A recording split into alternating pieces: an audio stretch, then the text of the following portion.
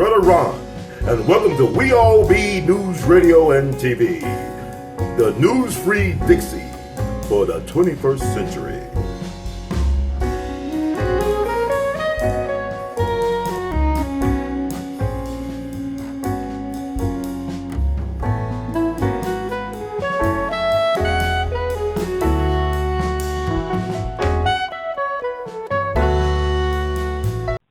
Hello, Judge.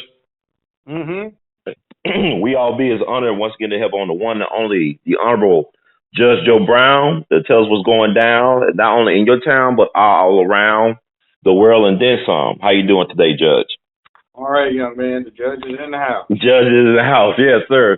So how's your holiday season been going for you? How you been doing? Well, it hasn't started yet. Okay. So I just got to talk to you. So much to talk about, but I just want to get your top thoughts, especially what's going on right now. I know you heard about the thing with Kevin Hart, and you've been talking about for years about the agenda in Hollywood and how they treated you in terms of your own career and TV show. What are your thoughts about the Kevin Hart situation with the Oscars? They got to say a phrase for it: stand your ground. So words. He issued an apology for recent remarks, but it said he's not going to say anything about 2009. Now, they've got some sayings: sauce for the goose is sauce for the gander, or vice versa. And they've been bad-mouthing straight people. So, while we whoopee, it goes the other way around. Straight people make fun of themselves. Why not gay folk? Gay folk make fun of themselves and straight people. So, sauce for the gander, sauce for the goose. Oh, wow. But like with him, go ahead. Yes, sir. I mean, it's just the hypocrisy is astonishing. It's like, for example, Twitter's got a policy that they published. If you dead name a tranny, in other words, if you call Caitlyn Jenner, Bruce Jenner, that you will be permanently banned. If you do anything to cause a tranny to feel uncomfortable, then you will be subject to Twitter sanction. Wow. But, it's okay for them to talk about black folk, call us the N-word, anything they want to, talking about you N's are just jealous because we got more options than you do. That's okay. But just say, sissified fool, keep yourself stuff to yourself. That'll get you blocked. See, so I'm just saying it's hypocrisy. There was this thing about Kim, the airhead Attn, and her drone husband going around trying to push to get something to commute this sentence of this 15-year-old girl who got 50-some years for murder and the perpetration of a robbery. Well, I was just having a direct message discussion with somebody about that, and I said the abstract from the court reveals that she was a known prostitute. She got the bright idea of, since she was a juvenile, nothing would happen to her. She was just going to go murder her tricks and rob them. So she had her gun, and the first trick picked her up, took her home, and she just cold-bloodedly, when the guy dropped off to sleep, shot him twice in the head and robbed him. Wow. Fortunately, she got caught before her evil scheme could get larger. So that's the kind of atrocious thing that deserves, harsh punishment. That's just evil. But, of course, they're talking about, oh, poor little thing. They've got all these myths out there that she got kidnapped into the slave trade and she just shot somebody who was holding her hostage and all that crap. And that has nothing to do with the real facts of the case. Yes, sir. So I was just having a private discussion with somebody. And when I hit send, it didn't send. It just disappeared. So, fortunately, I was able to reconstruct it. This time I took a screenshot of it and tried to send it back to the person. It disappeared. So somebody else was discussing that with me. I tried to send it to them. It wouldn't go through and disappeared. Wow. But I had saved it another way so they couldn't steal it. But you see, I posted that, and a lot of people say, well, the same thing happens to me. if I say anything negative about their protectives, and then see this focus they have on trannies now is an interesting tactical move on their part. If you focus on trannies who can supposedly elect what they want to be, then that gets people into the mindset that being born man or woman is not what it's all about. Now, my definition of what's a man or a woman is what the medical examiner is going to say if he conducts an autopsy on your body. Mm-hmm.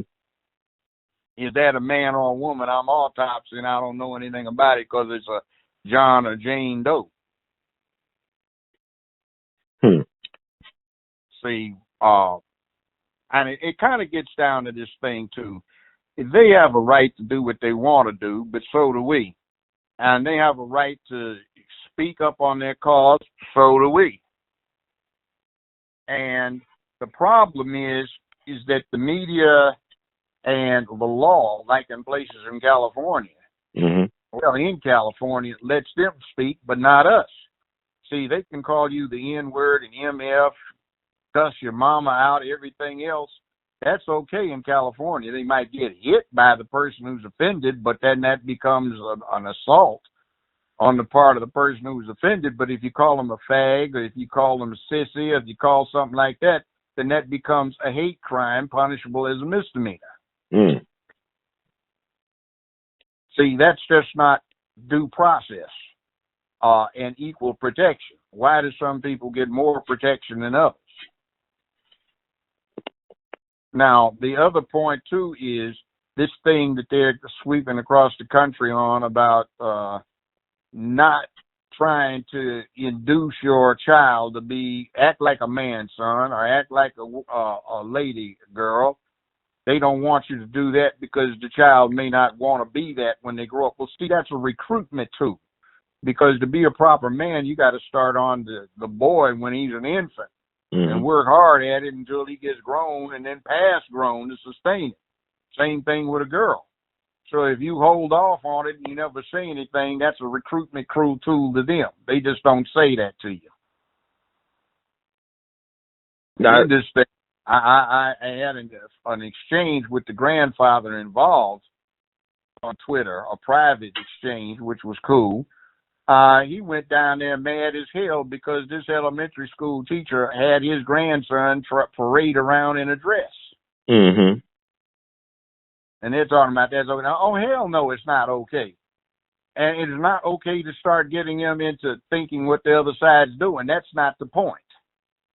You can't dress them up like they're black and go do it, or put them in whiteface in a school and do it.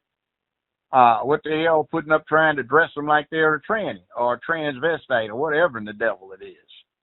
Now, that's their business, but, I had a whole lot of homicides when I was on the criminal bench or as a lawyer where the victim was somebody that was doing that transvestite thing and tried to fool somebody into being convinced that they were taking home a girl when it was a boy and got shot to death. Temporary insanity. And yet, in California, in the third grade, they've got policy right now where it says, I saw a video they do. It's animation. It says, my big brother likes to dress up like a girl. My big brother likes to dance. He likes to dress up like a girl and go to clubs and dance. He likes to fool other boys into thinking he's a girl. He has fun. Somebody will get killed off of stuff like that. You can't teach them now about being a man. You can't teach them about being a woman because that may keep them from being something they don't want to be, They really want to be, which is, how in the hell does a 6-year-old decide he wants to be a girl? A lot of 6-year-olds talk about they want to be a girl, or if they're girls, they want to be boys, and they get out of that when they get older. See, that's kind of normal in some aspects, but I mean, they want to seize on that as a justification to go all out into a recruitment process. And to face it, the world just doesn't work if nobody wants to deal with getting the next generation here and getting them here right. And at base, it's an attack on the family because 50 years ago, some misguided fools started talking about being married was a form of slavery for women. So wipe out the institution of marriage, and then men were violent. So the way to keep men from being violent is to raise them as girls. And even if the woman was married, since she had so much of the child's time, she could turn him into a girl if she worked at it without her husband even realizing that her boy, that his son was being subverted. That's why you got all of these crazy little girly acting fools going around, even if they aren't trying to switch over and be something else. And the worst thing is letting these male-bodied athletes who claim to be girls compete against real girls. It's dangerous. Some of them will get killed, and some have been seriously injured. And the ladies have gone out and worked so hard to get their own sports events. It's just not fair, fundamentally, to let a male come in and compete against them just because he decides he wants to be a girl. It is not right. Now, somewhere in here, you have to look at, there's some things R-rated, X-rated, you just don't let children see. PG, parental guidance. And yet, when it comes to that gay thing, LGBTQ, all the kids can see their sexuality. There is no X-rated on it.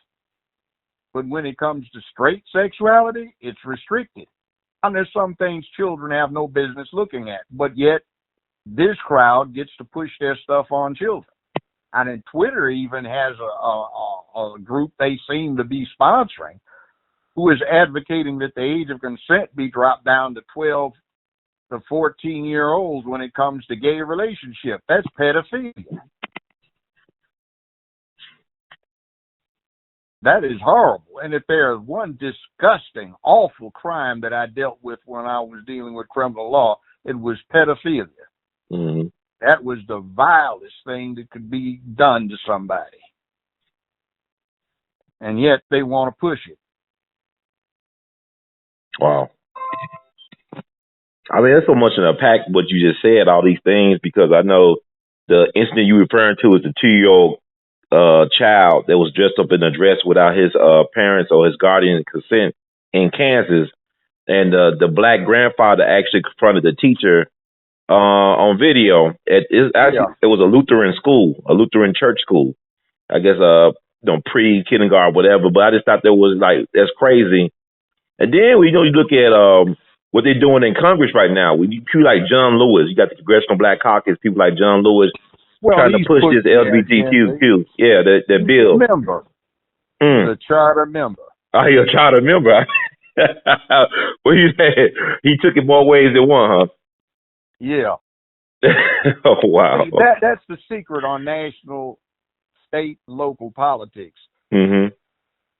Republican or Democrat. A bunch of them at the top are LGBTQ. Okay. So quietly they work on advancing that agenda. Meanwhile, they sow a lot of confusion.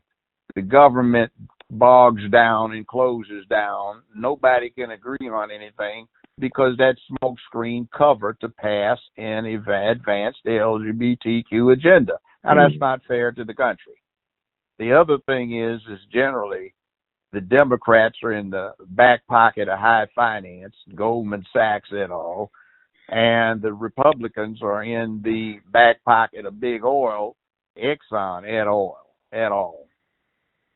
See, so they collaborate on high finance and oil, big energy, in other words, and they collaborate on LGBTQ and start acting like damn fools and can't do anything and paralyze the whole government on everything else as a smokescreen to push LGBTQ and to push those sponsors who have bought them and owned them. And this could not happen without 8 years of Obama in office, right? We wouldn't have this LGBTQ thing. It wasn't just 8 years. Mm-hmm. They've been doing that for a long time. Mm. The Democratic Party is always speaking out for LGBTQ, and the Republicans were always getting caught in the bathroom trying to seduce a 14-year-old boy. Mm. Not all of them, but some of them. The arch conservative type.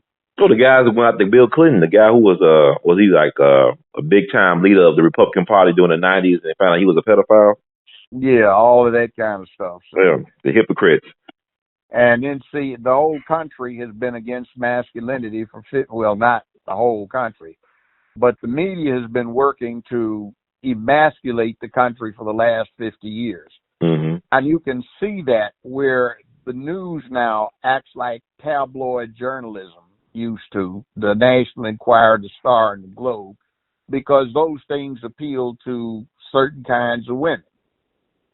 And since the country has gotten feminized, the media has become feminine slanted, a gossip column, like who's doing who and who's dating who, rather than who did what that was effective.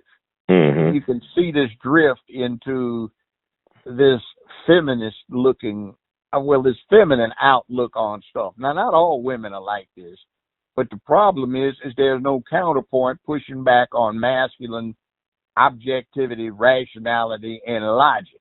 Mm-hmm. That's part of why what you're looking at looks so crazy. And anciently it was called the yin-yang balance. That circle with a black drop on one side and a white drop on the other with an eye. Yes, sir. And where the tail is thin on one side, it's a thick head on the other. Mm-hmm. That symbolizes that in some things, men can do them better than women, but women can do them a little bit. And then on the other side, women can really do them, but men can do it just a little bit. Right. And then there are areas where women can't do it, and areas where men can't do it, like we can't give childbirth, give birth. Mm-hmm. But they can't do certain other things either. So it's a yin-yang balance, they call it. And our country is not in balance. And that is reduced to rigidity in education, which is another horrible trend. Some boards of education around the country are prohibiting homework for grades K through 12. Now, can you imagine going to school with no homework? That's crazy. I mean, and you may have hated it when you were going to school. I know I didn't like it.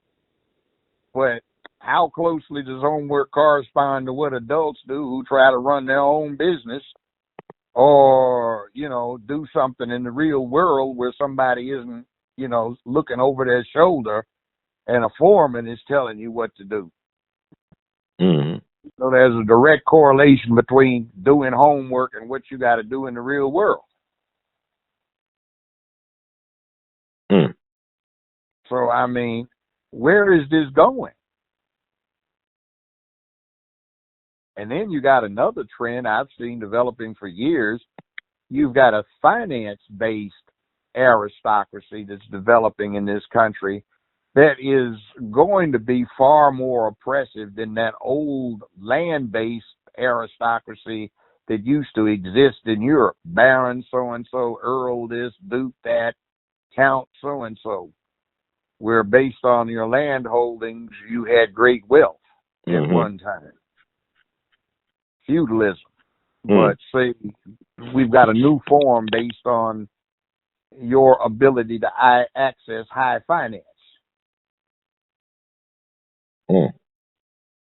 So that's another trend, and you got a bad trend going on that the U.S. is alone in because every other industrialized country is dealing with it. It's what happens to all of the ordinary workers who are made obsolete by industrial technology and computerization. See, we don't have anything. We deal with this myth of leave it to private enterprise. And there's some things you don't leave to private enterprise because private enterprise is selfishly about making money unless you give them some altruistic something, a charity to deal with, which they do. But see, then we come up losing another one here. We used to be everybody's favorite charity other than children who have problems. And now they got an elective minority to replace their large minority, and that's the LGBTQ crowd. That's the new minority. And since a lot of people on the white side have relatives or friends or acquaintances, they feel more comfortable with having that as the minority to do good stuff with instead of the one that we represented. Mm-hmm.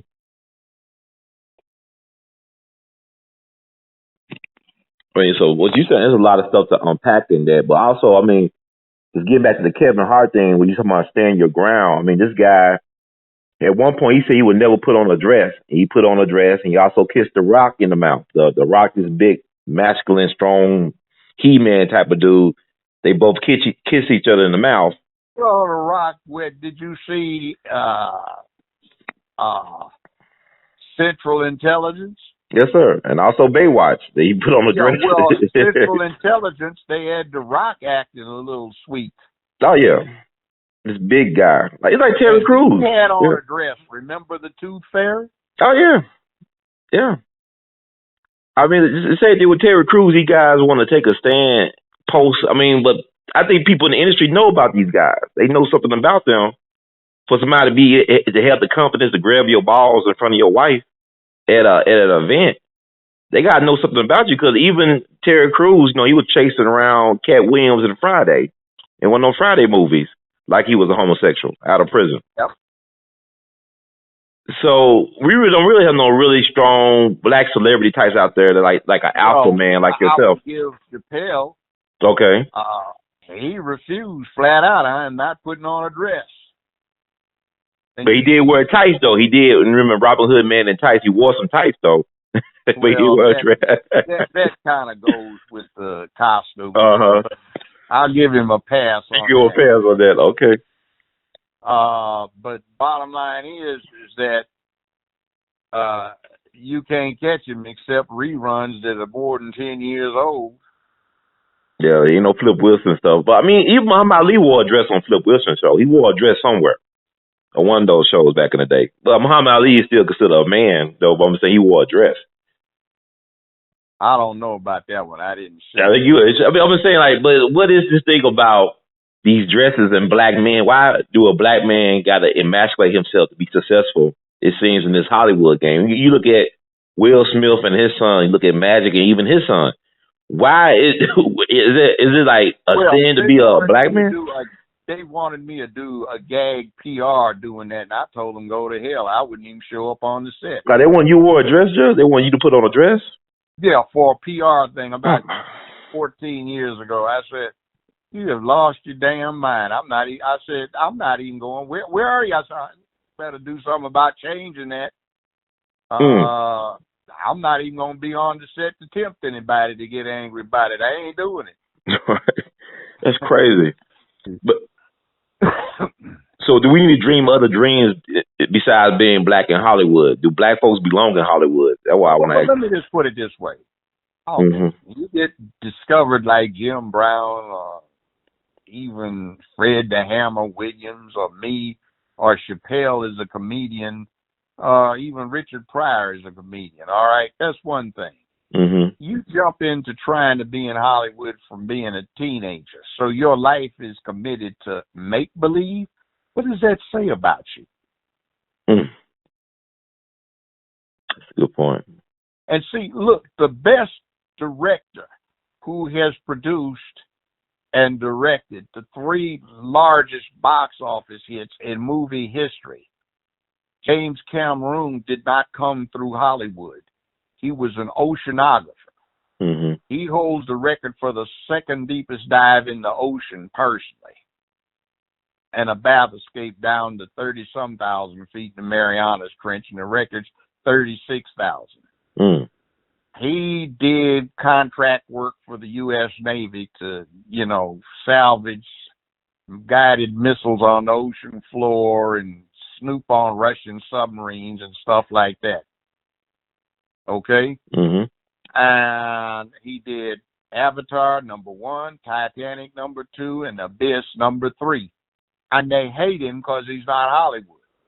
Now, some years ago when Avatar was up for Best Picture of the Year, also nominated was Hurt Locker, which was one of the lousiest war movies I've ever seen. It was ridiculously poor. But it got the award as Best Movie of the Year. Why? Because it was his ex-wife who had just come out of the closet. Was the director. Wow. So you telling me that the Oscars is really heavy on the agenda? Like that's why they went after Kevin Hart. If you want to find out who's going to win it, you can tune into LGBT a week before, and they'll tell you. And by the way, they don't do it for the best acting. They don't do it for the best movie. They do it for the guest, whatever it is, the best whatever it is that advances their cause.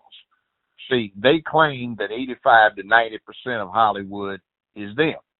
Mm-hmm. Directors, producers, writers, executives, actors, you name it. Not so much cameramen. The cameramen tend to be the straight people because they got to have the balls to stand up sometimes when there's danger around and keep filming or taping. Mm-hmm. And surprisingly, a lot of the cameramen are into full contact martial arts. Interesting. Wow. I found that interesting, and they tend to be straight. But it's like what I'm hearing, like what's going on right now, what you're talking about. It's like that gay people are a protected class, and even Jewish people are protected. Well, you look at what happened at the CNN situation with Dr. Mark Lamont Hill, who got fired on his off day for making pro-Palestinian remarks. He's like, you can't really talk about gay people or Jewish people right now. Well, they run that business. When we run stuff, we get all kinds of tolerance. Mm-hmm. Have you noticed?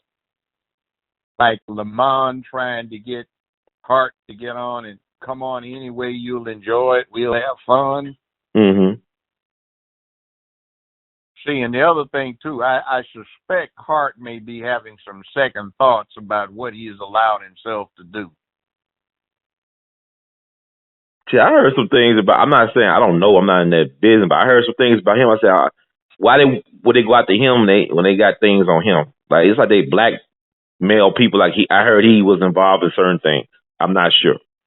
Well, I mean, there are all kinds of rumors about stuff like that, but the bottom line is if you not only don't toe the line in terms of your behavior, but in terms of what you advocate, they go after you. See, I got miserable hell for 15 years. Every time I taped, I had to put up with that crap. And at the point, okay, everything's going to stop until this mess settles down. And nobody in here is high enough on the food chain to fire me, so let's keep going. And stop that crap up in the control room. I hear you. That's amazing. I got to ask you too. I got to ask you about this Me Too stuff. It's like they're good at taking down black men. It's like black men are the biggest targets for Me Too. See, we need to study history, and it's not real long history. Let's go back 50 years. The target was the black man because the black woman was adopted by the white feminists as a role model because, as they used to say in the 60s, the black woman is the only one that knows how to control her man. So sisters, meaning the white feminists, we need to look at them and see how they do it. So we need to protect them because they are brutalized. So the target became black men first and foremost, just like the NAACP was founded by two Jews and W.E.B. Du Bois. And the aim from the Jewish standpoint was as if you couldn't do it to a Negro, you couldn't do it to a Jew.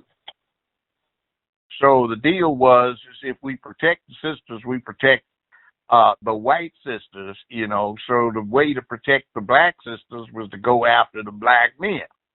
And meanwhile, that got everybody used to it. So we would put on stuff that started with black men, so the ones that were featured in productions. They were pimps, drug dealers, gangsters. Well, not gangsters, but gang members, gang bangers, and ne'er-do-wells, thugs, and reprobates, and dysfunctionals. So if we put the image out of black men being dysfunctional, we help black women, and we also start negativizing masculinity. So pick the target that is perceived by the population to be most masculine, at least in terms of its physical or brutish aspects, black men, and denegate them to the bottom.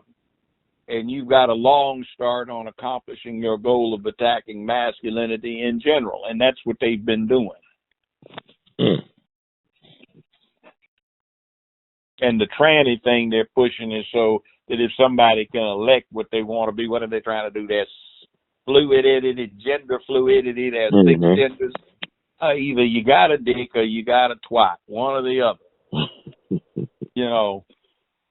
And there's some unfortunates, 1 in every 15 or 20 million that are born with both. Mm-hmm. But Bruce Jenner ain't one of them. Yeah.